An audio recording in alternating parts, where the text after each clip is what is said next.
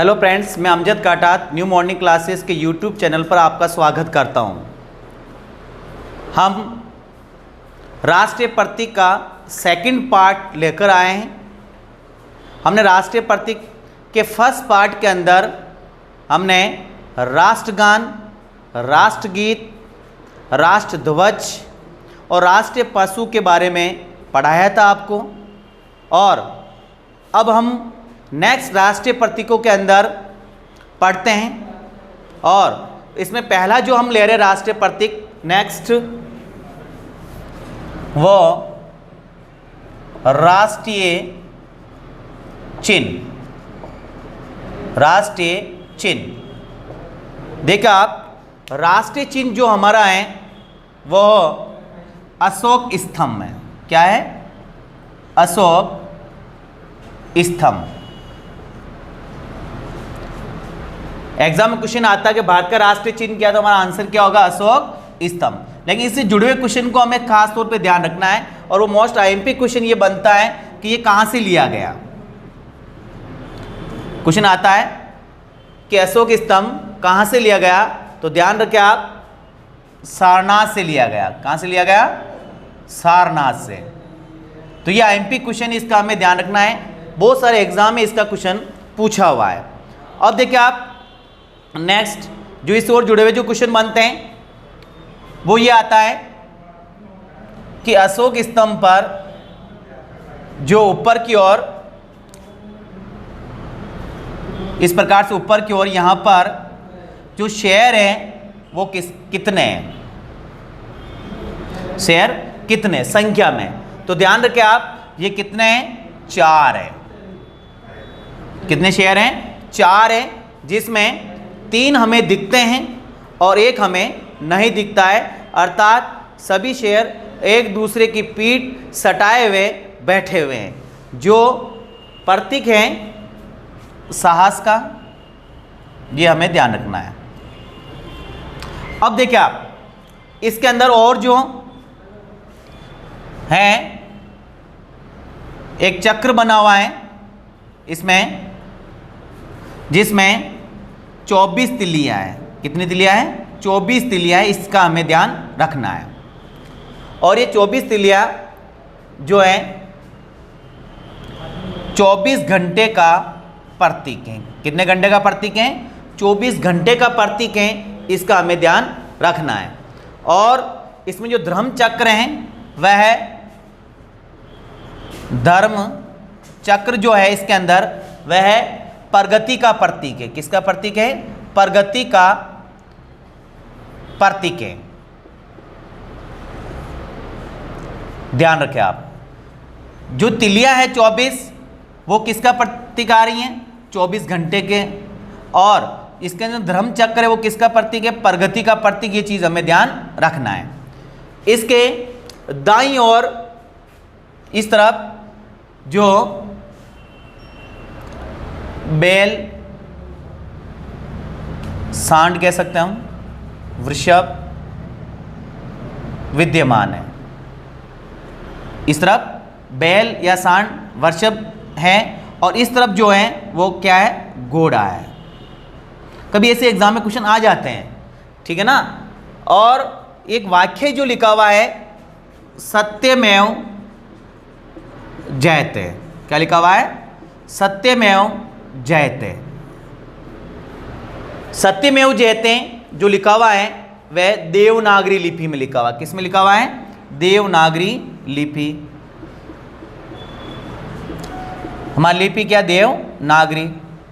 हमेशा ध्यान रखना है, सत्य की हमेशा जीत होती है। चाहे हम कितने भी झूठ छुपाएं, लेकिन सत्य सत्य होता है। इसको हमें ध्यान रखना लाइफ के अंदर भी। तो ये हमारा हुआ राष्ट्रीय चिन्ह अशोक स्तंभ। इसका मोस्ट जो आईएमपी क्वेश्चन है वो ये है, कहां से लिया गया है, इसको आपको ध्यान रखना है। ये कहां से लिया गया है? सारनाथ से। और एक क्वेश्चन और इसका अच्छा बन रहा है, वो ये है कि राष्ट्रीय चिन्ह अशोक स्तंभ को हमारा देश का राष्ट्रीय चिन्ह कब घोषित किया गया। ये डेट तो आपको खास तौर पे हमें ध्यान रखनी है। ये मोस्ट आईएमपी है। कब किया गया राष्ट्रीय चिन्ह घोषित? हमारा संविधान कब लागू हुआ? 26 जनवरी 1950 को, 26 जनवरी 1950 को राष्ट्रीय चिन्ह अशोक स्तंभ को भारत का राष्ट्रीय चिन्ह घोषित किया गया था। हमने पढ़ा था संविधान सभा की अंतिम बैठक जो हुई थी 24 जनवरी 1950 को, जब एक तो राष्ट्रगान और एक राष्ट्रगीत दोनों को मान्यता मिली थी 24 जनवरी 1950 को, और राष्ट्रध्वज को जो मान्यता मिली थी वह 22 जुलाई 1947 को। तो ये हमारा राष्ट्रीय चिन्ह कंप्लीट हुआ है। आपको अच्छा समझ में आया होगा। अब हम नेक्स्ट प्रतीक लेते हैं।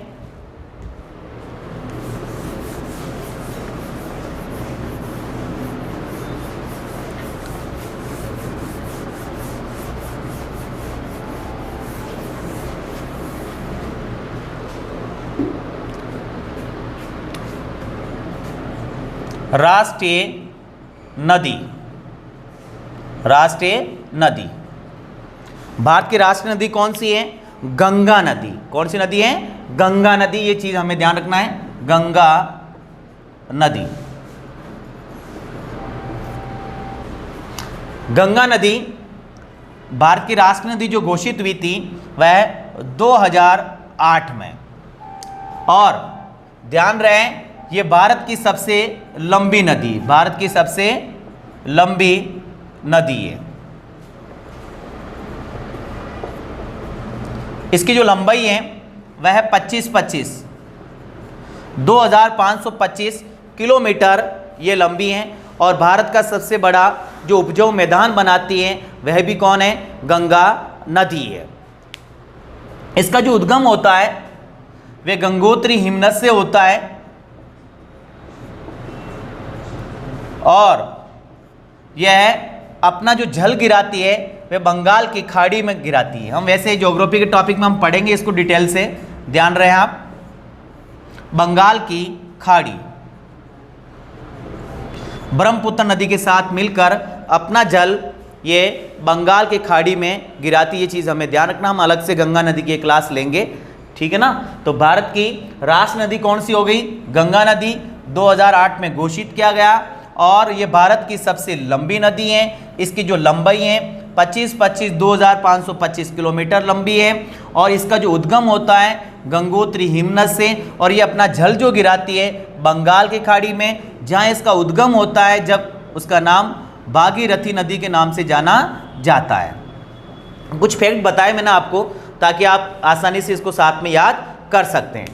अब देखो आप, और जो क्वेश्चन बनता है, गंगा नदी के अंदर एक जलीय जीव पाया जाता है। गंगा नदी के अंदर एक जलीय जीव पाया जाता है जो बहुत काफ़ी संकटग्रस्त हैं, वर्तमान में विलुप्त होने की कगार पर हैं। उसका नाम है गंगा डॉल्फिन। क्या नाम है? गंगा डॉल्फिन। ये जो गंगा नदी के अंदर पाया जाता है और इसका नाम है गंगा डॉल्फिन। इस गंगा डॉल्फिन को भारत का राष्ट्रीय जलीय जीव घोषित कर रखा है। तो क्वेश्चन बनता है कि भारत का राष्ट्रीय जलीय जीव कौन सा है? तो क्या होगा हमारा आंसर? गंगा डॉल्फिन। और इसको कब घोषित किया गया? तो ध्यान रखें, इसको 5 अक्टूबर 2009 को राष्ट्रीय जलीय जीव घोषित किया गया था। और 1972 का जो अधिनियम पारित हुआ था वन जीवों का, उसकी सूची फर्स्ट में इसका उल्लेख हो रखा है कि भारत का राष्ट्रीय जलीय जीव कौन सा है? गंगा डॉल्फिन। तो ये ध्यान रखें आप कि गंगा नदी के अंदर जो जलीय जीव पाया जाता है वह भारत का क्या है? राष्ट्रीय जलीय जीव। अब देखिए आप नेक्स्ट,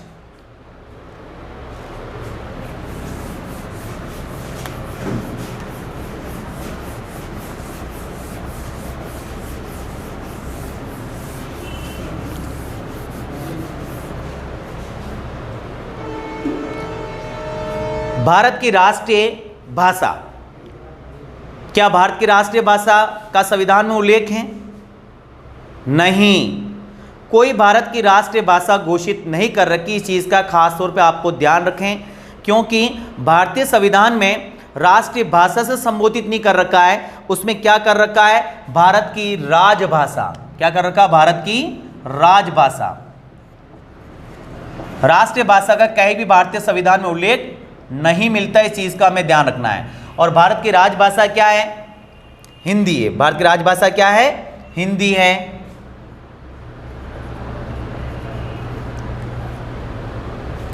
भारत की राजभाषा का उल्लेख भारतीय संविधान के कौन से अनुच्छेद में आता है, 343 के अंदर। यह चीज हमें ध्यान रखना है। और हिंदी दिवस कब मनाया जाता है, हिंदी दिवस, हिंदी दिवस का खास तौर पर हमें ध्यान रखना है। हिंदी दिवस 14 सितंबर को मनाया जाता है। हिंदी दिवस कब मनाया जाता है, 14 सितंबर। भारतीय मूल संविधान में कितनी भाषाओं को मान्यता दे रखी थी, 14 भाषाएं। और वर्तमान में कितनी भाषाओं को मान्यता दे रखी हैं, 22 भाषाएं, जो हमने अनुसूचियों के अंदर पढ़ी है, ध्यान रखें आप। तो भारत की राजभाषा क्या है, हिंदी। राष्ट्रीय भाषा का भारतीय संविधान में कहीं भी उल्लेख नहीं मिलता है, इस चीज का हमें ध्यान रखना है। नेक्स्ट देखिए आप,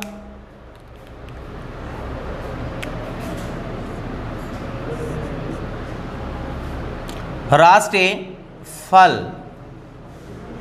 राष्ट्रीय फल, राष्ट्रीय फल क्या है भाई, अपना आम। राष्ट्रीय फल क्या है, आम। ये चीज हमें ध्यान रखना कि भारत का राष्ट्रीय फल कौन सा है, आम है।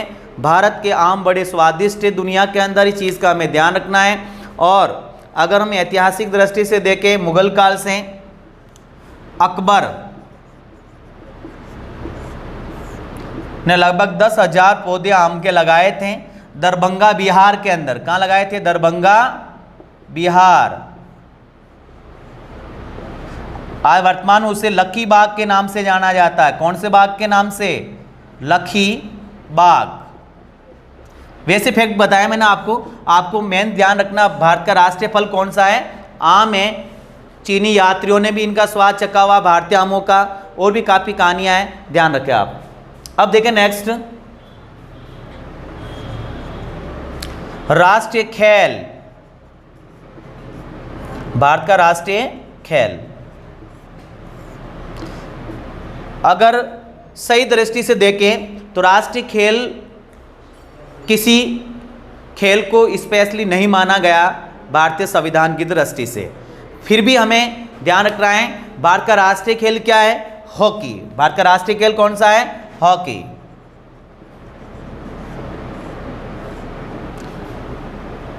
क्योंकि भारत में ज़्यादा क्रिकेट का बोलबाला है तो हम ज़्यादातर क्रिकेट आंसर भर देते हैं, लेकिन भारत का राष्ट्रीय खेल कौन सा है, हॉकी है।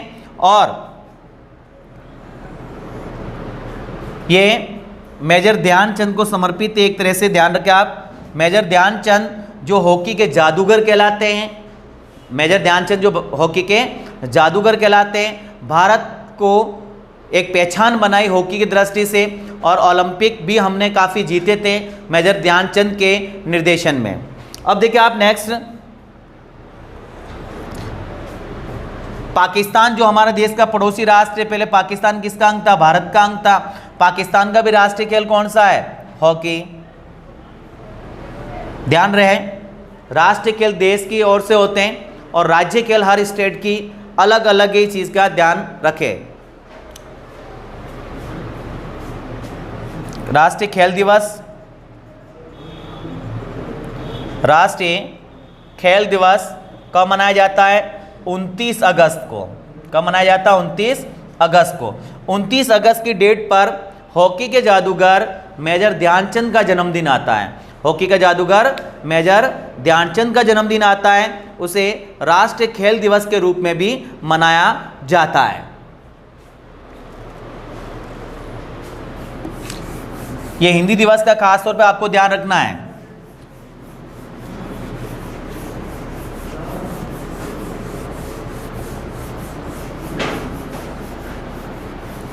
अब देखें नेक्स्ट,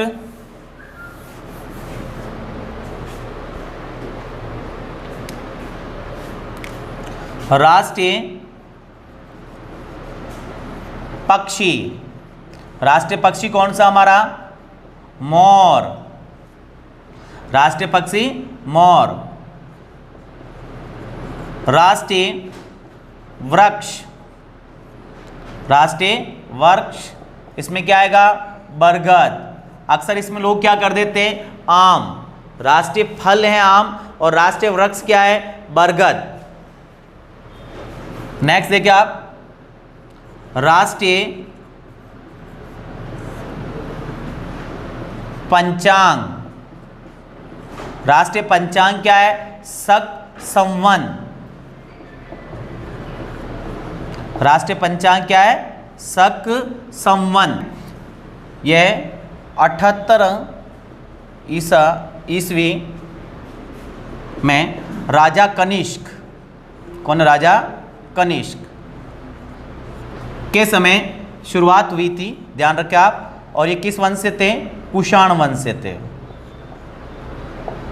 राजा कनिष्क कुषाण वंश से थे, इस चीज़ का हमें ध्यान रखना है। और भारत में शक संवत को जो मान्यता मिली है वह है 22 मार्च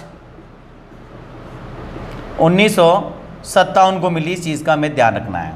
22 मार्च 1957 को मिली है। और लीप वर्ष की दृष्टि से अगर देखें तो लीप वर्ष में क्या होता है? 21 मार्च से शुरुआत हो जाती है। लीप वर्ष में 21 मार्च से इसकी शुरुआत होती है, इस चीज़ का हमें ध्यान रखना है। और शक संवत की दृष्टि से, इस पंचांग की दृष्टि से जो पहला महीना जो आता है वो कौन सा आता है? चैत्र। प्रथम महीना कौन सा आता है? चैत्र आता है। और अंतिम महीना जो आता है वो कौन सा आता है? फाल्गुन। प्रथम महीना चैत्र और अंतिम महीना फाल्गुन आता है, इस चीज़ का हमें ध्यान रखना है। तो भारत का राष्ट्रीय पंचांग कौन सा हुआ? शक संवत। राष्ट्रीय वाक्य, राष्ट्रीय वाक्य कौन सा है? सत्यमेव जयते। सत्यमेव जयते। राष्ट्रीय चिन्ह के अंदर भी इसका उल्लेख मिलता है। ये कहाँ से ले रखा है? मुंडक उपनिषद। मुंडक उपनिषद भी कह सकते हैं इसको, मुंडक उपनिषद। हाँ, तो भारत का राष्ट्रीय वाक्य कौन सा है? सत्यमेव जयते। और सत्यमेव जयते जो लिया गया वो कौन से उपनिषद से लिया गया? मुंडक उपनिषद से लिया गया। ये आईएमपी, इस चीज का ध्यान रखना आपको। अब देखें नेक्स्ट,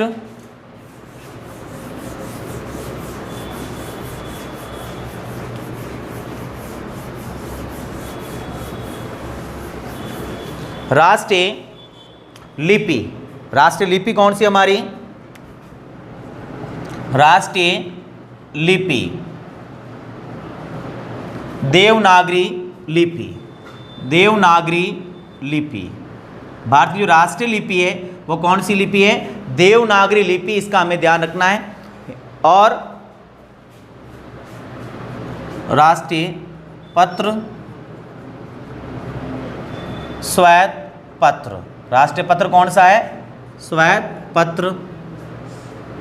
राष्ट्रीय पुरस्कार, जो भारत का सबसे बड़ा पुरस्कार है, क्या नाम है? भारत रत्न। भारत का सबसे बड़ा पुरस्कार कौन सा है? भारत रत्न पुरस्कार है। और विश्व का सबसे बड़ा पुरस्कार कौन सा है? नोबेल पुरस्कार। इस चीज़ का हमें ध्यान रखना है। भारत रत्न पुरस्कार की जो शुरुआत हुई है वह 1954 के अंदर हुई। कब? 1954 में हुई थी। और एक साथ 3 बंदों को एक साथ भारत रत्न मिला था। हम भारत रत्न वैसे अलग से क्लास लेंगे, ध्यान रखें आप। प्रथम जो भारत रत्न हासिल किया है डॉक्टर सर्वपल्ली राधाकृष्णन। डॉक्टर सर्वपल्ली राधाकृष्णन जो भारत के पहले उपराष्ट्रपति थे। इनके जन्मदिन को शिक्षक दिवस के रूप में मनाया जाता है। और सी राजगोपालाचारी, सी राजगोपालाचारी जो भारत के प्रथम और एकमात्र भारतीय गवर्नर जनरल थे। इसके अलावा और देखें आप, इसके साथ जो मिला है सीवी रमन, जो साइंस से रिलेटिव। हम अलग से क्लास पढ़ेंगे भारत रत्न की, ध्यान रखें आप। तो भारत का सबसे बड़ा पुरस्कार कौन सा हुआ है? भारत रत्न। और भारत का विरासत पशु, भारत का विरासत पशु कौन सा? भारत का विरासत पशु हाथी। ध्यान रखें आप, ठीक है ना, कि भारत का राष्ट्रीय विरासत पशु कौन सा है? तो हमारा आंसर क्या होगा? हाथी। और देखिए आप, हाथी से रिलेटिव हाथी परियोजना भी शुरू की गई थी 1992 के अंदर, लेकिन आपको मेन ध्यान रखना है भारत का राष्ट्रीय विरासत पशु कौन सा है? हाथी है। अब हमने जो भी राष्ट्रीय प्रतीक पढ़े थे उनको एक बार रिवाइज कर लेते हैं ताकि आपको आसानी से याद हो सकते हैं। देखिए आप, आज जो हमने पढ़ा है उसमें सबसे फर्स्ट पढ़ा था भारत का राष्ट्रीय चिन्ह कौन सा है? तो कौन सा है? अशोक स्तंभ। कहाँ से लिया गया? सारनाथ से लिया गया। कहाँ से लिया गया? सारनाथ से लिया गया। और अशोक स्तंभ के अंदर कितने शेर हैं? 4 शेर, और दिखते कितने? 3 हैं। और इनके नीचे जो पट्टी उसके दाईं ओर बैल, वृषभ या सांड, और बाईं ओर क्या है? घोड़ा है।